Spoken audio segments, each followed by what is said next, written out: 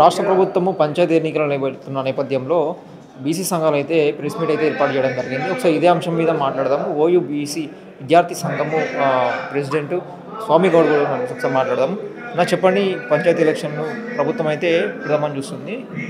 విచారణ 24 తారీఖున తర్వాత స్థానిక ఎన్నికలు అయితే చూస్తుంది. మీరేం చెప్తారు? మేము ఒకటే చెప్తున్నాం. నవంబర్ 17వ తారీఖు రాత్రి 11 గంటలకు ఈ తెలంగాణ రాష్ట్ర ప్రభుత్వం క్యాబినెట్ నిర్ణయం ఏదైతే తీసుకుందో ఆ క్యాబినెట్ నిర్ణయాన్ని తక్షణం వెనక్కి తీసుకోవాలి. ఎందుకంటే కామారెడ్డి డిక్లరేషన్లు ఆ యొక్క ఏదైతే ఉందో బీసీలకు విద్య ఉద్యోగ స్థానిక సంస్థలలో రిజర్వేషన్ కల్పిస్తామని చెప్పి ఆ ముఖ్యమైన ఒక అంశం ఇచ్చారు. ఆ అంశాన్ని మేము నెరవేర్చమంటున్నాం. ఆ కామారెడ్డి ద్వారా 100 హామీలు ఇచ్చారు. 100 హామీల గురించి మేము మాట్లాడతలేం. మేము ఒకటే చెప్తున్నాం, 10 ఏళ్ళు ప్రజలు పక్కన పెట్టారు కాంగ్రెస్ పార్టీని. కానీ కేసీఆర్ మేము ఓడగొట్టి మేము ఆదరించాం. రాహుల్ గాంధీ గారు దేశవ్యాప్తంగా కన్యాకుమారి నుంచి వెళ్ళి కాశ్మీర్ వరకు మేము బీసీలకు మీకు ప్రాతినిధ్యం పెంచుతాం, మేము బీసీలకు రాజ్యాధికారం కల్పిస్తామంటే మేము గెలిపించాము. భారత్ జోడో యాత్రలో పాల్గొన్నాం. భారత్ జోడో యాత్ర రాహుల్ గాంధీ గారికి మా సూచన చేశాం.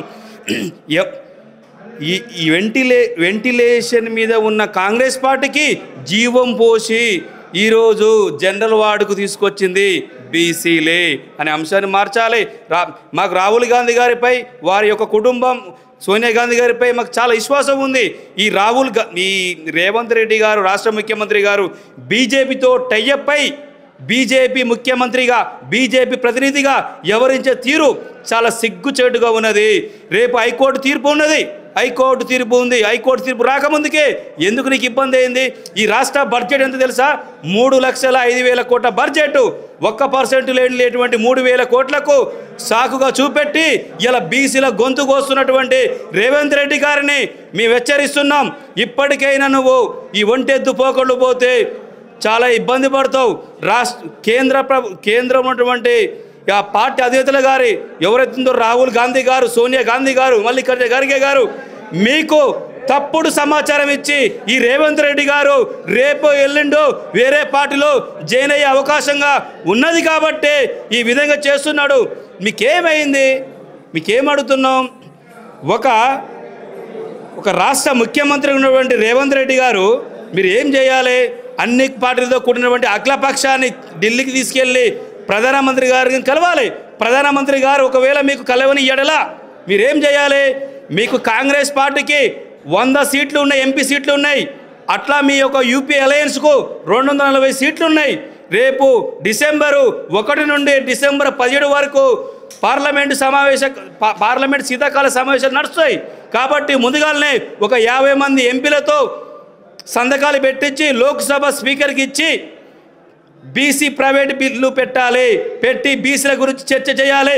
బీసీల గురించి పార్లమెంట్ స్తంభింపజేస్తే కాంగ్రెస్ పార్టీ బతికి బట్టగడుతుందని చెప్పి తెలియజేస్తున్నాం.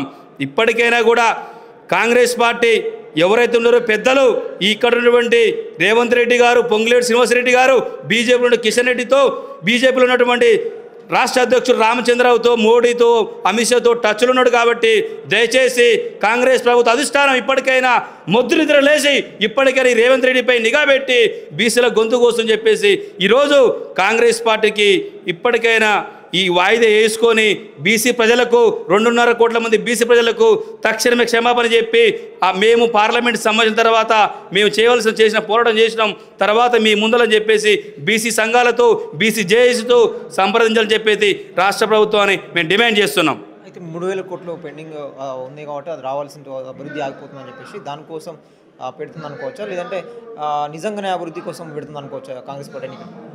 ఒకటండి, సర్పంచ్ పదవుల కాలం అయిపోయి 2 సంవత్సరాలు కావస్తుంది. నియర్ బై 2 సంవత్సరాలు కావస్తుంది. ఒక 14 ఫైనాన్స్ 3,000 కోట్లు పోయినాయి కదా. ఈ 15 ఫైనాన్స్ ఇంకా ఉన్నది కదా. ఎప్పటి వరకు ఉంది? మార్చి 31, 2026 వరకు గడువు ఉంది కదా నీకు. ఇంకా 10 రోజులు అయితే పార్లమెంట్ సమావేశాలు స్టార్ట్ అవుతాయి కదా, అవునా కాదా? అప్పుడు ఈ పార్లమెంట్లో చర్చ జరిగినప్పుడు సరే ఆ చర్చ మీరు ప్రైవేట్ బిల్లు పెడతారు. ప్రైవేట్ బిల్లు పెట్టినప్పుడు బీసీలకు రిజర్వేషన్లకు అనుకూలంగా ఉంటుందో వ్యతిరేకంగా ఉంటుందో ఏ విధంగా ప్రవర్తిస్తుందని చెప్పేసి సాక్షాత్తు పార్లమెంటు తెలుస్తుంది కదా.